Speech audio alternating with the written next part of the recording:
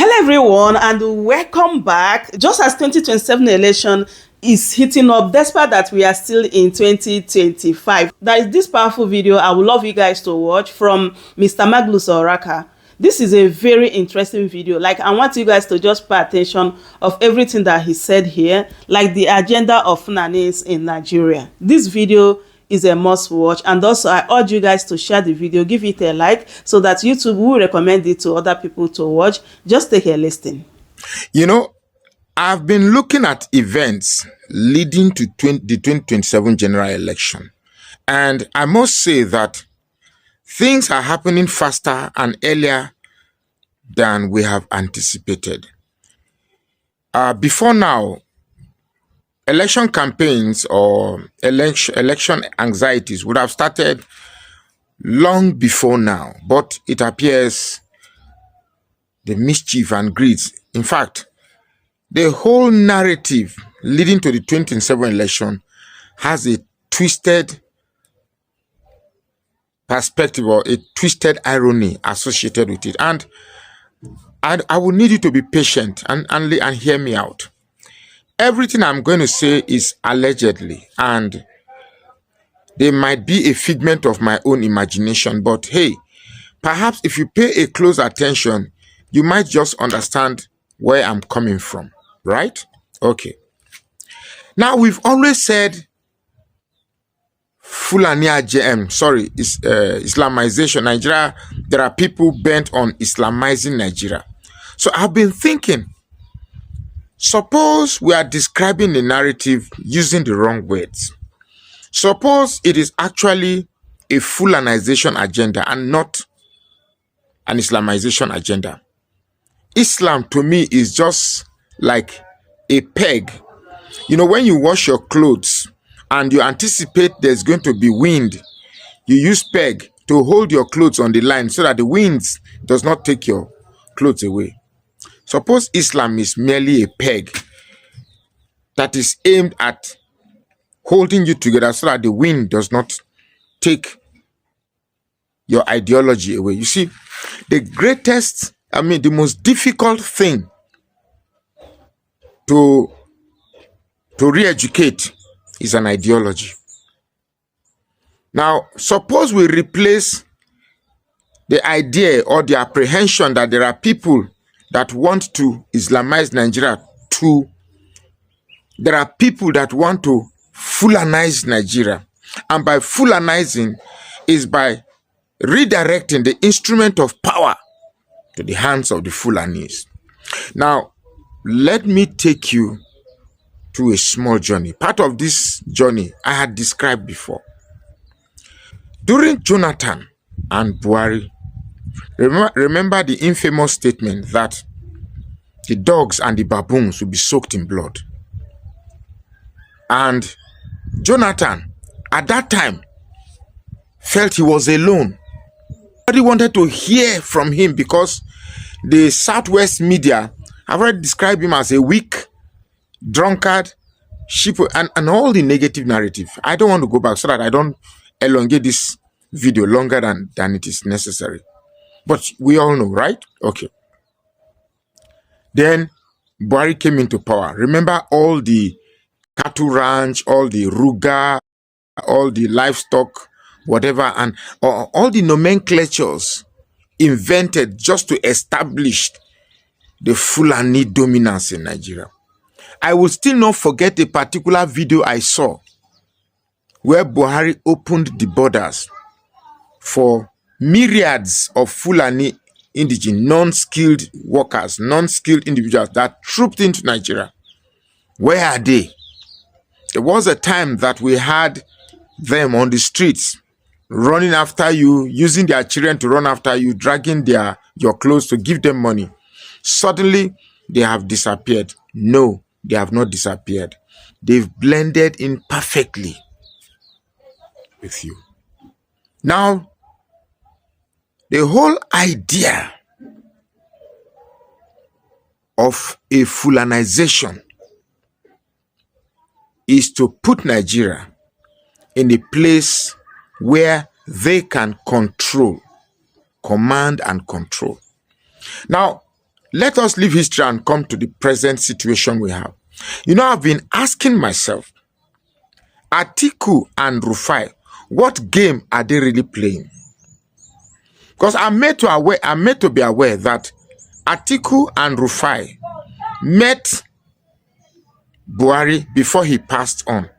What was it they discussed? The whole idea of setting up this coalition, what's the idea? Now, when you add that to the fact that people are wooing Jonathan to come and to contest for the presidency, of course, Jonathan will not win. And if Jonathan is going to come across this video, let me just tell him, Jonathan, you will not win. Everything is just aimed at split. You know, sometimes I wonder. I hope it's a mere rumor, because Jonathan has not. I think with the viral nature of this news, I believe if it's a lie, Jonathan should have come to debunk it. But for Jonathan to remain silent, that means there may be an element of truth to it. But if it is truth, I would advise Jonathan not to do it, because that will mean that I don't even know the right word to describe that. That would mean we are so cheap. You have finished. Your time has come and has gone. Be a statesman that you are. You are respected all over the world. Don't come and risk being reduced by contesting an election that you are not guaranteed to win. And why is it that the northern cabal will always use us in the south to destroy ourselves? Why is it that they don't want Obi? I will tell you for free. The Fulani cabal knows that a Peter Obi will upset the whole system, will change the whole formula, everything about what held the Fulani supreme. He will change it. I can assure you. When a Fulani man is running after a southern and come and be a president, Amechi, come and be a president, good luck, come and be a president, they are running after those they can control. If I tell you the main reason why they don't want Peter Obi, it's not because he's an Igbo man. Well, that may be there, but that is not the main reason. The main reason is that if this man becomes president, we can't control him. That is just it. We can't control. For those who are saying Peter Obi is weak. No. If you look at the how do I put it? The urgency with which they want power to come back to the north after spending just 2 years, you could see. Look, I'm going to say something that most Tinubu supporters may be happy that, hey, after all, what has said is, look, if not for Tinubu's attitude and his corrupt tendencies and his criminal nature, I want to say Tinubu understand. Tinubu is playing back every game the Fulanis have played in Nigeria. He's playing back everything. In fact, he's playing it back better. But the only problem is that he didn't carry everybody along.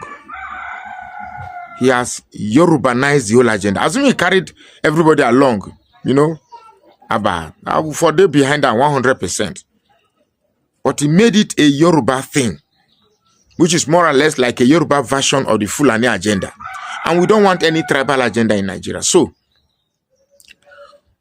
what is happening is that a Peter Obi is the biggest cog in the wheel of the agenda of the Fulani man. Even those, our Hausa brothers that are saying that they've been reawakened, they are not really, they realize, yes, that the Fulani, this merger with Fulanis have not benefited us. Time to revolt against this union.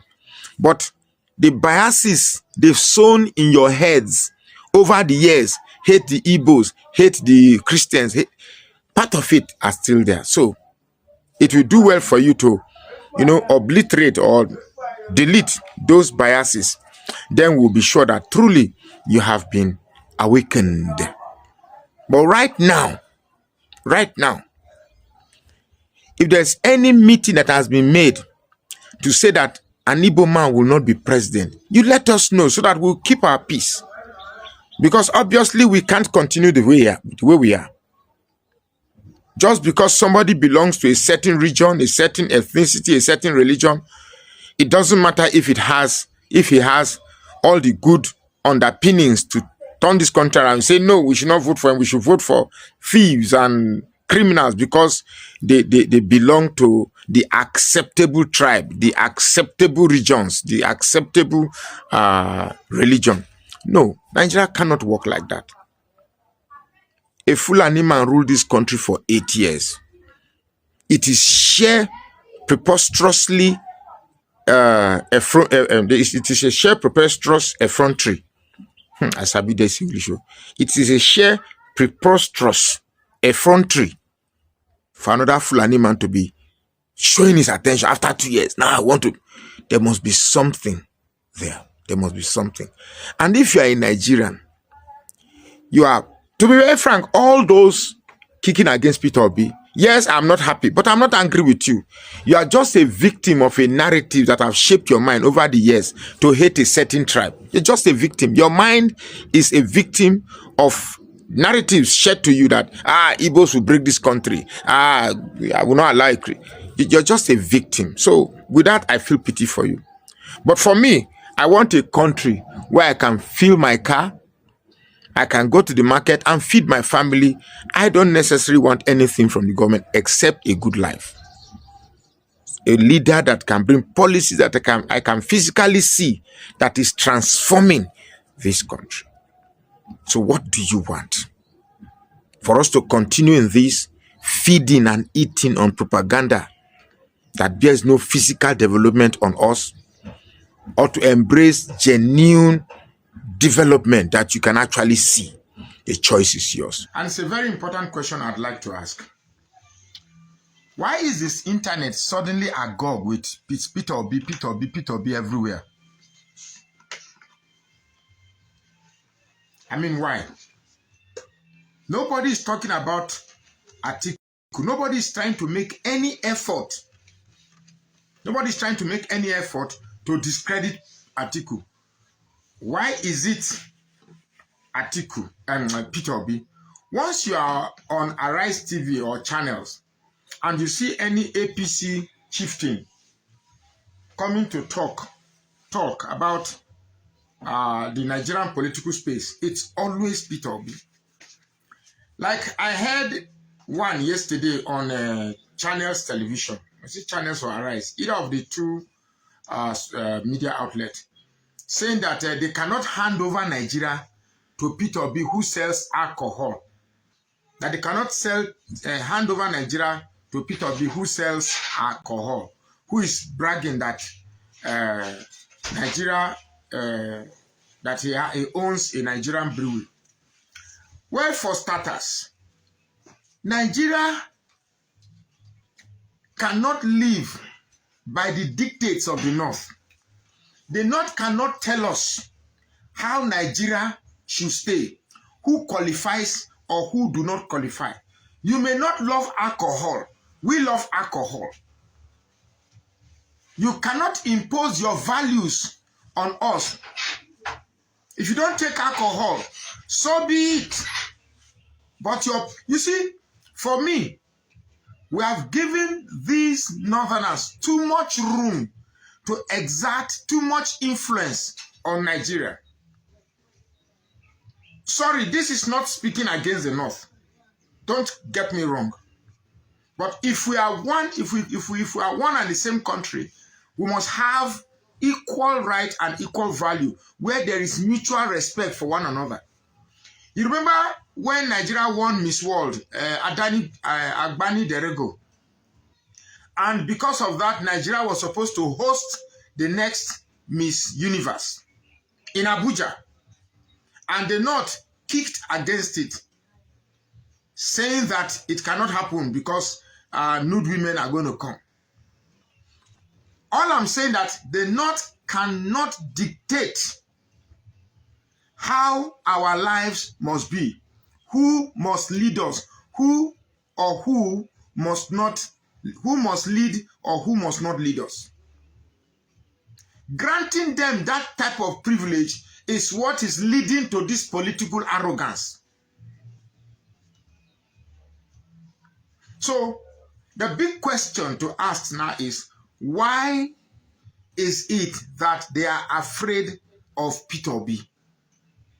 Why the sudden pressure on Peter Obi even when campaign has not started? I was out yesterday testing the waters to see if Peter Obi's support is still there or it has disappeared, just as the propaganda machine of Tinubu I wanted to make you believe. So I went out there. I was asking people. I specifically targeted Northerners and Northern youths. Well, I'm not going to dwell so much on that. They said that it was because I was wearing Peter Obi's. It was because I was wearing Peter Obi's souvenirs. That's why they were cajoled by giving me answers I want to hear. Well, I'm going to take up the challenge again. If I have the resources and the logistics, I'm going to wear my casual clothes. In fact, I'm going to dress. In fact, I'm going to wear Jesus is Lord. And then go to that place. And then talk about Peter Obi. You get me? And then see their reaction. You see, what I understand is this. The northern part of Nigeria who believes they hold Nigeria, that Nigeria is their colony, are beginning to get weary. They are shivering that everybody is suddenly becoming awakened. The mental subservience that a lot of Nigerians have had, tolerating the excesses of the northern cabal, is no longer there. The Hausas are waking up. The Middle Belt has woken up. The Southeast, the South, and a few Yorubas are waking up. You get me? So, now, let me say something that might want us to understand where we are right now. Tinubu played the North. I've said this thing before. Tinubu played the North. And the North is angry. Please get this thing straight. The North is not angry. That's the core North. The core North. The core North, the Middle Belt and a lot other part of North are angry that things are hard. But the core North is angry with Tinubu because Tinubu played them. Tinubu played them using religion to play them. They are angry. Now the question again you ask is, why did they not allow Tinubu in the first place after bringing this Muslim ticket? Because the agenda of the Muslim ticket to the North is different from the agenda of the Muslim ticket to Tinubu. The agenda of the Muslim ticket to the North is a pathway into finally establishing Nigeria as an Islamic state. Whereas the pathway, the agenda of the Muslim ticket to Tinubu is to re-establish the dominance of the Yoruba people. And some of these Yoruba Tinubu supporters, they know it. They know it. The real quarrel between the North and Tinubu is this very thing I'm saying. The fight for the dominance of the instruments that operate Nigeria. That is what is happening. And me and you are the ones paying the price. The reason why the core North is angry with Tinubu is different from the reason why the Middle Belt, North Central, are angry with Tinubu. The Middle Belt is angry with Tinubu because the reason why they voted for him, he didn't do it. And part of why they voted for him was this Fulani menace. But they are surprised that Tinubu came in and he kept a blind eye to the menace of Fulani headsmen and terrorists. Now, if anybody tell you that security has improved is a lie. Security is as worse as it was before. People are unaliving every day. People are saying this, people are unaliving every day. But for some weird reason, the media outlets are not talking about it. There is no day on the plateau that people don't lose their lives. No day. No day. How do you explain that in a country that you are elected to protect lives and properties, 200 Nigerians, 200, and trust me, in Nigeria, when they say 200 people lost their lives, just multiply that by 3. They say 200 multiplied by 3, you know it. But let's go by the propagated figure. 200 Nigerians lost their lives. And your president said he couldn't go and visit them because of the bad road that leads to the place. Can you beat that? Can you beat that? And somebody will still come and try to make excuses for this humongous disaster we have in our midst. So, if you see the likes of Rufai and Atiku, as far as I'm concerned though, Rufai and Atiku, their agenda to collect power back from Tinubu is never about Nigeria. It's about repositioning the instrument of power back to the Fulanis. That is just the truth. So that you know what you are fighting. You know what you are fighting. Let me tell you the truth. If Tinubu had stopped this Yoruba agenda and made it about, really suppressing, because a lot of people are telling that, don't you know that Tinubu, for the first time, has really suppressed the Fulani? In some weird way, I would say yes. But the effect of the Fulani menace, you have not tackled it.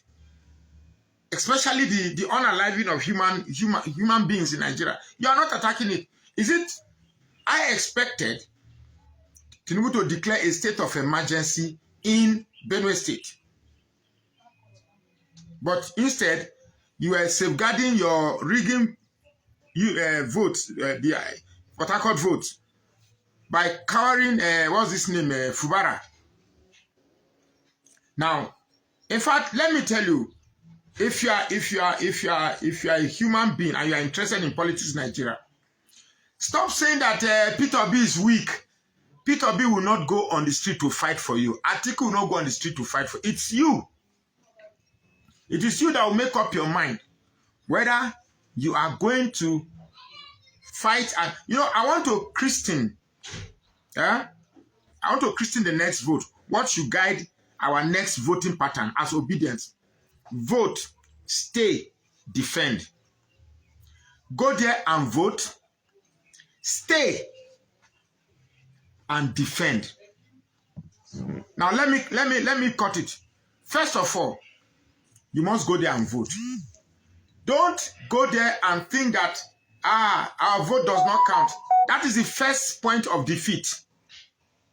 Because that's exactly what they want you to believe, that your vote does not count, so that they create voter apathy. When you don't vote, the less you vote, the more likely it is easier to rig. When the numbers are small, it is easier to manipulate. So don't put it in your head that you won't vote. They've taught you what they can do. They go to polling units with weapons. Simple. You too, you go there with weapons. You get me? So you must vote.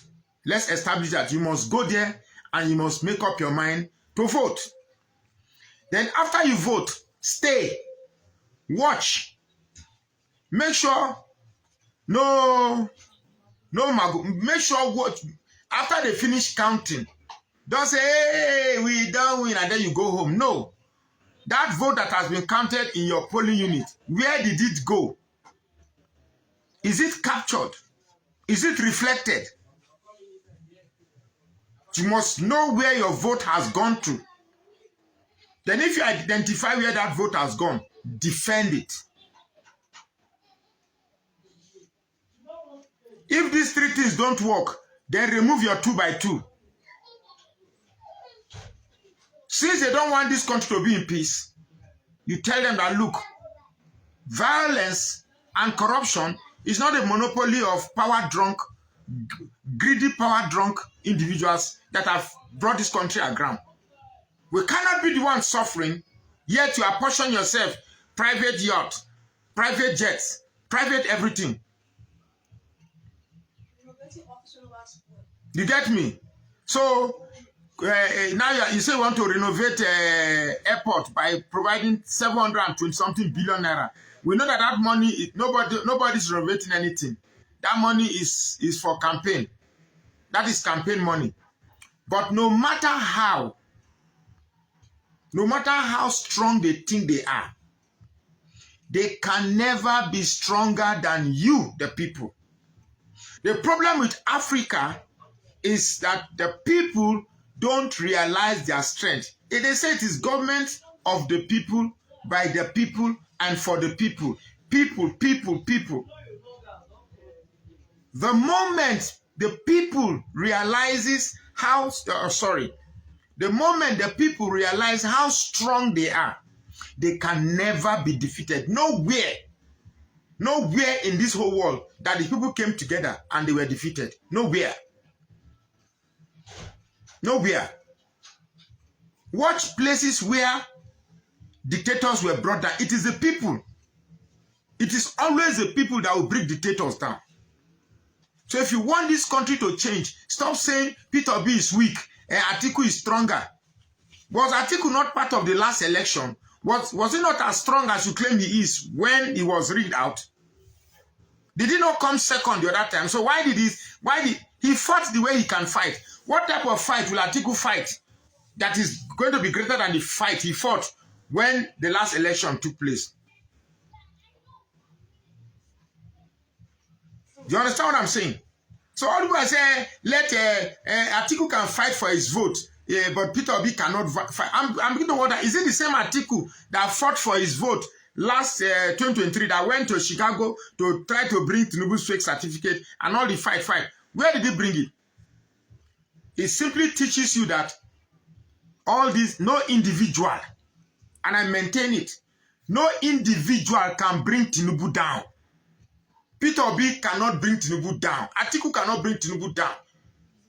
But the people, you and me, are the one that will bring them down. 500 people will not bring Tinubu down. 1,000 for where? 5,000 nowhere. 500,000 nowhere. 1 million we're almost there, but 5 million in Abuja, in front of in Aso Rock. These same people that you think they are strong, because no military personnel will fire into 1 million crowd. It's not possible. So I'm just trying to do this video to shape your mind. If you think you are going to vote, go back, they rig you, you cry, shouting. You have to let them know now that if, please, if you watch all my videos, these days I'm always emphasizing the word if, that means it's subjective. If is it's conditional. If the votes do not reflect the true intention of the people, then the people will take back their mandate. If the votes does not reflect what men and women, young boys and young girls, old men and old women stood in the sun for hours to choose leaders they believe will fix this country, then the people must rise up and take back their country. You must. You must. If you are waiting for us, that our waists are no longer strong, we can't even run from here to here, we don't tire the breathe. We can't do it for you, but we can show you the way. We can show you the way. 2027 is a year that the people must collect their country back by every means possible.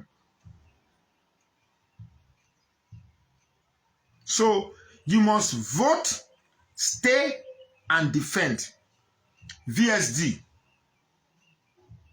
Vote, stay, and defend. Please, let it be our motto. Let it be the motto of the obedient. We are going to vote, we are going to stay, and we are going to defend. If they know, you see, one thing with, if you are going to go to a bank and you suddenly see police everywhere, sure you think twice. The same thing, if you are going to rig and you see it's going to cause kasala, you will think twice. But when they know they will rig and nothing will happen, of course they will rig. If you think they are going to conduct a free and fair election in 2027, my brother, you better go and get some mental medication.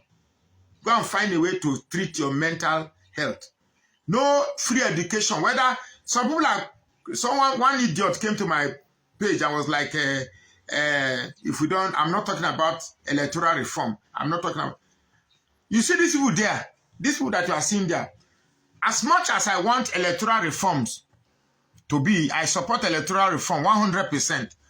But you see, if you like, make God come down, write the most perfect electoral reforms for this country. If yeah, fine, I'll get back to you. Don't worry, big Edo. If the people, if those entrusted with that electoral reform choose not to operate it, they will not operate it. Do I say that we need electoral reform? Of course. But beyond that, we must let the people know that you must follow it.